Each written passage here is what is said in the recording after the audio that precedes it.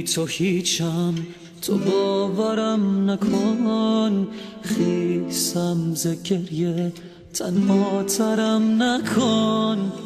عاشق نبودم تا با تو سر کنم، آتش نبودم خاکسترم نکن. اگه عاشقت نبودم، اگه بی تو زنده بودم، تو بمون که بی تو قصه میخورم. اگه دل به تو نبستم، اگه این منم که هستم، ولی از هوای گریت پرم.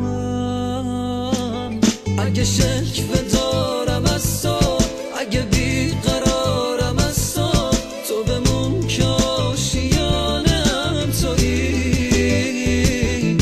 به هوایت ای ستاره، به تو میرسم دوباره. اگه عاشقم بهانم تویی.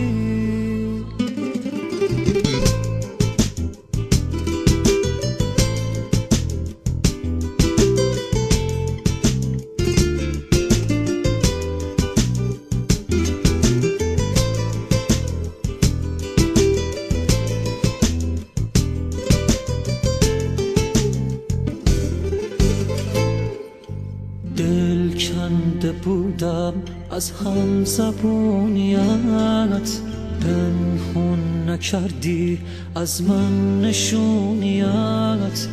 من پا کشیدم از عهد بسته‌ام، تو پا فشردی بر مهربونیت.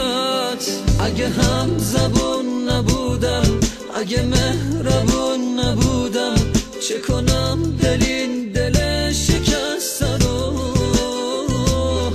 اگه سرد و مرده بودم، اگه پر نمی گشودم، به تو بستم این دو بال خسته رو.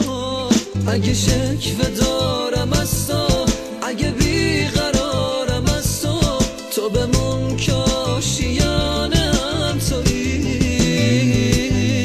به هوایت ای ستاره، به تو میرسم